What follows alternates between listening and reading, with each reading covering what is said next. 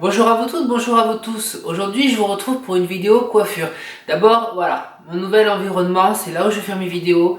Les travaux sont finis et amen. Voilà, parce que ça commençait à être un peu long. Mais bon, voilà, tout s'est bien passé, donc on est content, c'est le principal. Aujourd'hui, je vous retrouve donc pour une vidéo coiffure. On va plus parler technique aujourd'hui. Je vais pas vous montrer des photos, ni même, je vais rien faire devant vous. On va parler mèche, balayage, éclaircissant, décoloration. Parce qu'on me pose beaucoup de questions. C'est quoi la différence entre les mèches et un balayage?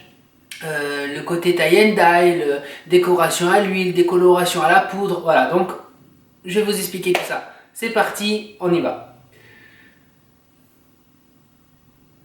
1, 2, 3. D'abord, on va parler des mèches. Donc les mèches, ça existe depuis je sais pas combien de temps. On a toujours fait des mèches dans les salons de coiffure. Maintenant, chose qui m'hérisse les poils, c'est que j'en vois aussi en commerce. Voilà, on peut faire des mèches à la maison. Voilà, ça j'ai déjà fait une vidéo là-dessus. Je vais pas encore reblatérer là-dessus. Chacun son boulot. Des mèches, c'est quand même risqué d'en faire à la maison. Vous risquez de vous faire des taches. Voilà. Donc, on va parler les mèches. Les mèches, on a tous souvenir du papier alu, les papillotes. On a aussi souvenir du bonnet qu'on mettait avant et qu'on tirait le cheveu avec une épingle, là, ça faisait un mal de chien. Mais ça, par contre, on l'utilise encore pour les cheveux très courts. Style les mecs qui veulent juste les pointes, ça se fait plus trop en ce moment. Franchement, on n'en fait pas énormément, mais bon, on a des fois des demandes. Voilà, on utilise ça pour éviter donc ces fameuses taches. Mais bon, bref, donc les mèches papier alu. Les mèches papier alu, c'est des mèches qui sont décolorées, voilà, parce que là je parle dans les mèches blondes, hein, je ne veux pas parler, voilà. Donc en papier alu, c'est des mèches qui vont être décolorées.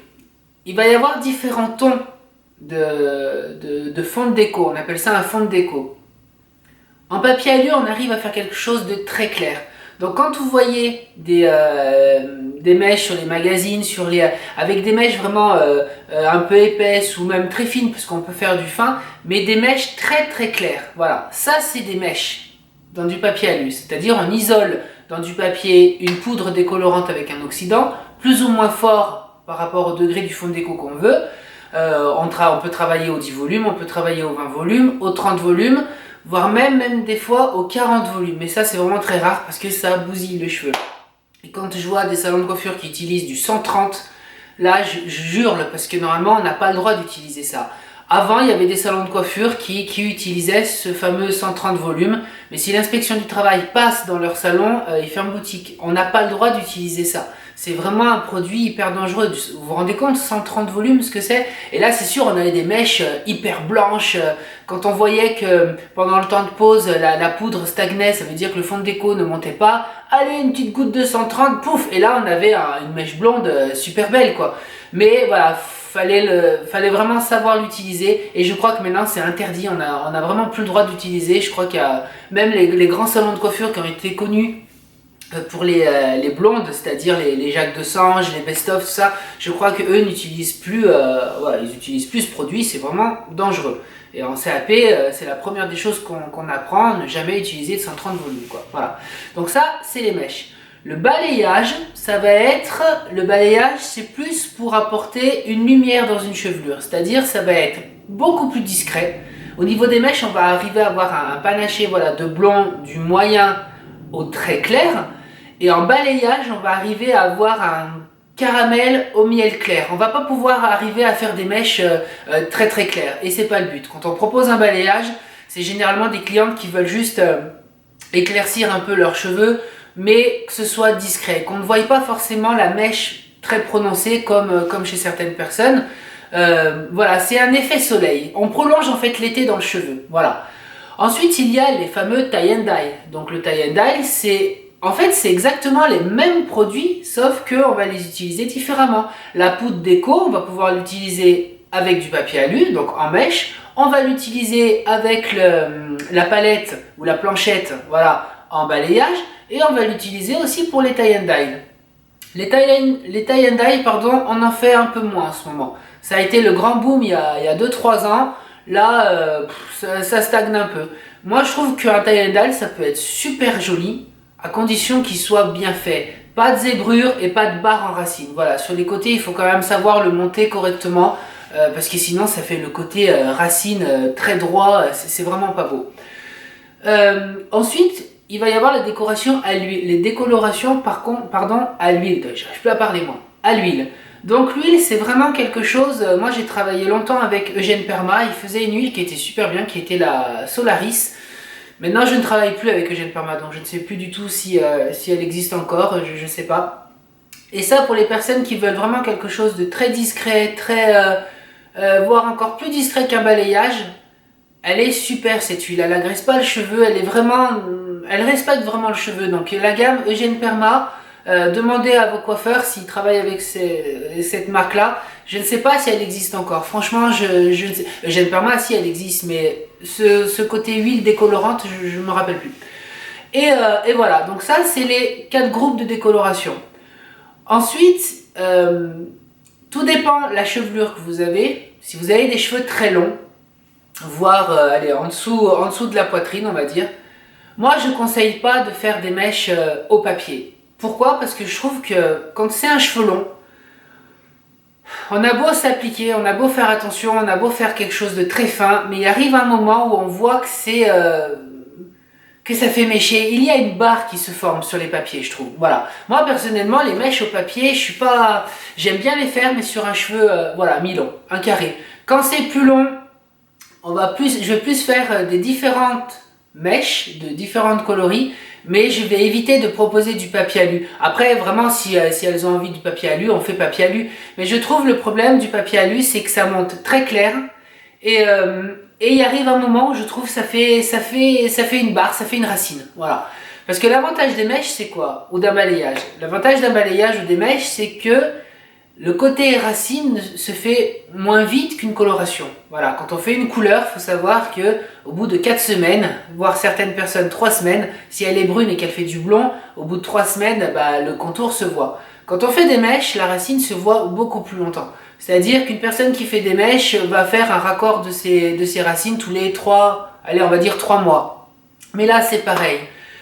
Il arrive un moment où il faut aussi, nous, professionnels, qu'on arrête de pousser à l'achat, voilà. Parce qu'une personne qui va être, je sais pas moi, elle va être naturelle, on va dire, elle est blond foncé, elle veut des mèches blondes, il arrive un moment où il faut pas, tous les 3 mois, faire de partout. Parce que si vous faites tous les 3 mois de partout, déjà, vous sensibilisez le cheveu, et de 2, au bout d'un moment, il va y avoir une racine qui va vraiment se former. C'est-à-dire qu'elle va, sur ses longueurs, être décolorée pratiquement de partout, et si elle a une racine foncée, automatiquement, ça va se marquer. Ce qu'il faut faire, c'est faire une fois tête entière, donc racine, longueur et pointe en mèche, mais 3 mois après, on fait un raccord, c'est-à-dire que si c'est un cheveu long, on met 3-4 papiers dans la nuque, parce qu'au cas où vous l'élevez, qu'il n'y ait pas de différence de teinte, on met 2 papiers ici, au cas où vous les tirez, et on travaille que le dessus. Et quand on travaille que le dessus, on fait que le raccord, c'est-à-dire ce qui a poussé, on n'en met pas sur les longueurs. Et ça, je me bats là-dessus, parce que combien de clientes j'ai qui aiment les mèches et qui au bout d'un moment sont blondes platine à la Marilyn Monroe, parce que justement on ne discerne plus le cheveu naturel et les mèches blondes. Et ça se passe souvent avec le papier alu. Voilà. Personnellement, voilà, je trouve que c'est quand même plus joli quand la mèche est beaucoup plus fine et un peu moins claire. Vaut mieux laisser éclaircir des mèches avec le temps que faire tout de suite blond décoloré. Voilà, je trouve que personnellement, je trouve que c'est moins joli. Voilà. Et surtout sur un cheveu long. Ou alors il faut vraiment mélanger, moi je sais que mes clientes qui ont des cheveux longs, je mélange toujours des mèches blondes très claires parce que c'est leur souhait et je suis pas là pour dire non, mais je suis là pour leur dire, voilà, on peut faire ça, mais moi je vous propose autre chose pour mélanger, pour faire différentes nuances et pour pas justement avoir ce côté blond platine qui arrive au bout de 6 mois après les mèches.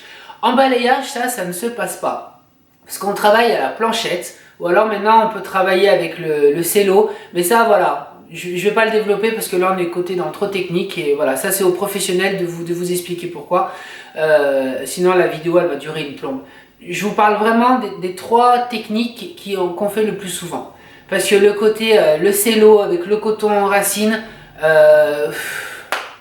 moi je suis pas fervent de ça, moi je bosse plus à l'ancienne, c'est-à-dire papier alu, planchette, et voilà. Tout ce spectacle de coton en racine, de cello qui colle le cheveu, Si à un moment donné vous bougez avec le... On ne sait pas si, voilà, si vous prenez l'idée de marcher un peu dans le salon, si les papiers y descendent, ça va faire une tache en racine, ça va...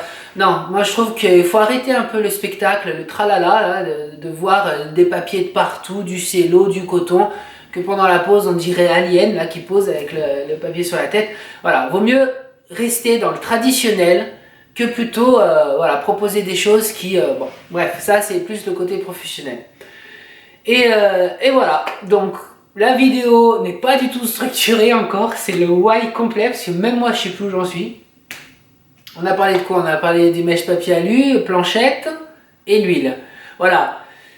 Mesdames, c'est maintenant qu'il faut commencer à faire les mèches pour cet été. C'est-à-dire si vous avez envie, là je vais m'adresser d'abord aux personnes avec les cheveux longs, ou les personnes les cheveux mi-longs. Si vous avez envie d'avoir un petit effet soleil dans vos cheveux, faites-les maintenant, c'est-à-dire fin février, début mars. Vous commencez à faire quelques mèches. Vous n'êtes pas forcément obligé de faire tête entière, mais quelques mèches, voilà, pour cet été. Ce sera sympa, ça sera beaucoup plus clair au mois d'août. Et puis au moins, ça commence à travailler votre cheveu à la rentrée. C'est-à-dire à la rentrée, quand septembre, octobre, le cheveu il commence à être un peu plus terne, parce que voilà, l'été est fini, et ben ça prolonge ce côté clair, parce que cet été, les mèches que vous aurez fait aujourd'hui, c'est-à-dire fin février, début mars, eh ben, vont continuer à travailler tout l'été et à la rentrée, ça sera beaucoup plus clair.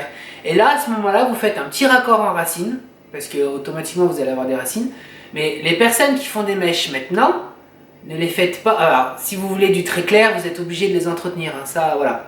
Mais les personnes qui veulent juste un effet soleil, eh ben, faites-les maintenant et vous êtes tranquille pour l'été. C'est-à-dire, début juin, vous faites un petit raccord ou un shampoing un petit peu déjaunissant pour embellir un peu les mèches.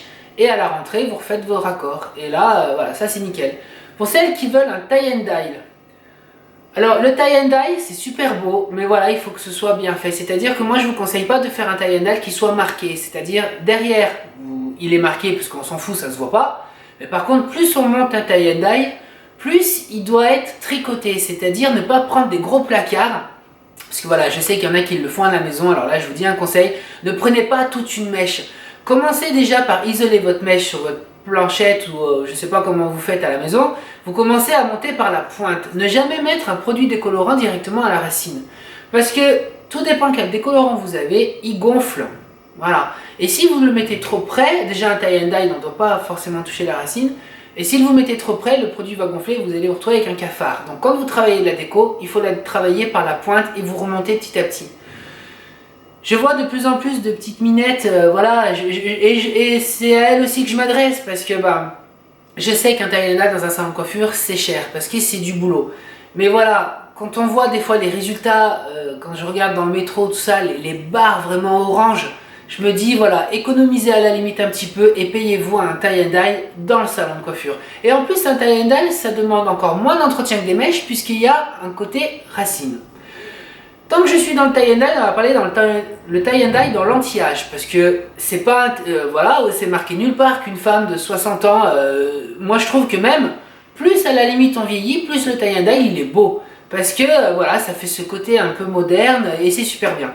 Le problème d'un tie and dye chez une femme qui a des cheveux blancs, c'est qu'il y a deux entretiens à faire. Il y a l'entretien du tie and dye et il y a l'entretien de la racine.